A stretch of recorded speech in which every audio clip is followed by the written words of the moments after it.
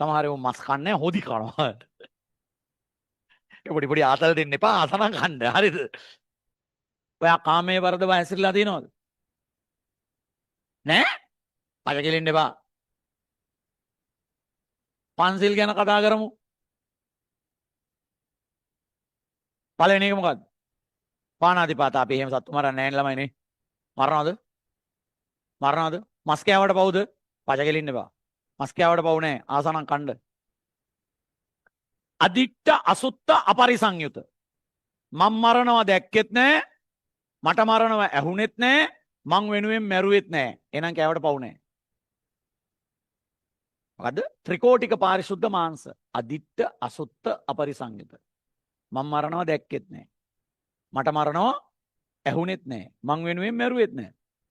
ඔබ යන ගමන් මාළු ලෑල්ලේ මාළු ටිකක් ගන්නවා. ඩෝරා යාත්‍රාවක ඉන්දියන් සාගරයේ කිමිද පීනා ගිහින් ඔයා වෙනුවෙන්ද මරලා ගෙනාවේ මාළුවා? විසුදානේ කියලා මරාගත්තොත් පව්. හරිද? කෑවට පව් නෑ. ආසමනම් කන්න. සමහර ඒවා මස් කන්නේ හොදි කනවා. ඒ පොඩි පොඩි ආතල් දෙන්න එපා ආසනම් කන්න. හරිද? එහෙම එපා. හරි.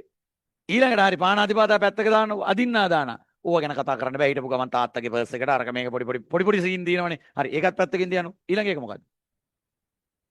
කාමසු මිච්ඡාචාරා. මොකද්ද ඔගේ තේරුම? ශරීරයට දැඩි සැප දීමෙන් වැළකීමේ ශික්ෂාපදේ සමාදන් වෙන්න. නේ? මේ සමහරු කියන කාමසු මිච්ඡාචාරා ගැන අපිට කතා කරන්න දෙන්නේ නැහැ. අපි කසාද බෙදලා නැහැ. පිස්සුද? එහෙම එකක් නැහැ. කසාද බැන්දාම ඇක්ටිව් වෙන කාමසු මිච්ඡාචාරා එහෙම එකක් නැහැ. ඇක්ටිව් වෙන්නේ කාමසු මිච්ඡාචාරා පොතේ ලියලා අස්සම් කරාම. කොහෙද බං එහෙම බුද්ධාගමක් තියෙන්නේ?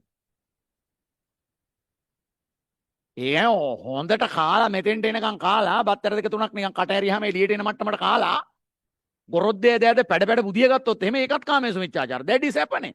නිමාරු දවසක 10ට නැගිටලා තියෙන්නේ. දැඩි සැපනේ. කාමයේ සුමිච්ඡාචාර. අනිත් එක ළමයි තමන් කැමති රූපයක් හිතින් මවාගෙන ඒක ආස්වාදනය කළත් කාමයේ සුමිච්ඡාචාර. බලද්දී ඕකනේ වැඩිපුරම කැඩිලා තියෙන්නේ. නැවෙන රූප එකද?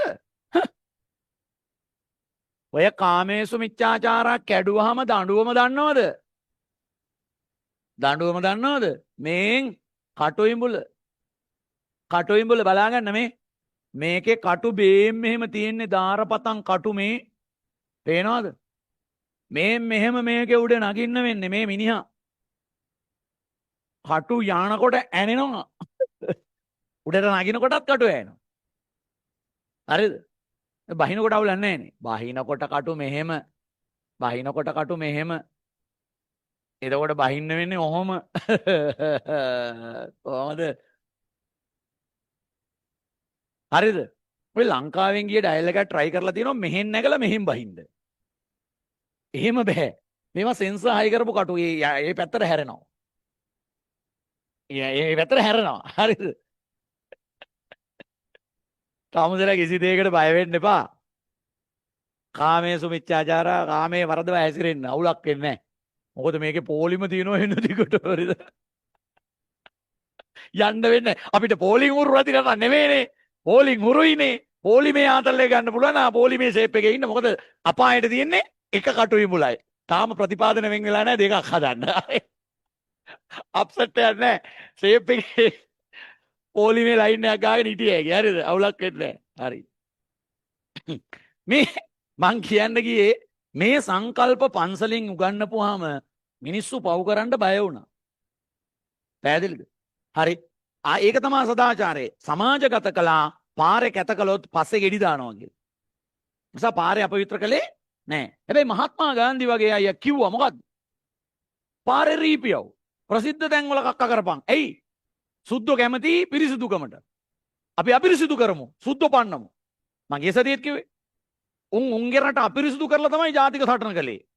අපි ගරිල්ලා සටන් ක්‍රම අංගම්පොර අනම්මනන් දීලා එන ගේමක් දීලා සුද්ධෝ පන්නලා වීර පුරන් අප්පු ගැන එන්න ලොකුවට කතා කරනවා. අරුන් රෙන්න පටන් ගත්තා. රීලා ජාතික සටන කරපු රටක්. නැද්දකින් විතර නේද? ඔව්. ඔය මෝදි ඇවිල්ලා යන්තම් පිරිසුදු කරගෙන යන්නේ. ඔව්. උන් ජාතික සටන කරන්නේ පාරේ රීලා හිටාම්කෝ. චින්තනයක් විදිහට මොන තරම් දුප්පත්ද කියලා. අපි මූණට මූණ හරි උන්ට පෙරදිග රටකදී ලැබිච්ච ලොකුම පරාජය ලැබලා දීලා ඈ බටහිර ජාතීන් විනාශ කරලා කැටි ගාලා පිටි ගහලා ඉතිහාසයක් ලියාගෙන අපි මාරගේමක් දීලා සුද්ධ පන්නනකොට මූ තරල උපක්‍රමයක් යොදා ගන්නවා. හරි. හරි. ඊළඟට ඕම් බලන්න ළමයි වැඩේ ඈ. අලුත් අවුරුද්දේ අලුත් පන්තියකට ගිය විට අපට ඉගැන්වූ විෂයන් අතර සෞඛ්‍ය විද්‍යාව තිබ්බා. අන්න සෞඛ්‍ය කරන්න ඕනේ 1924 විතර මේ දිනේ බලන්නකො එහා පැත්තේ.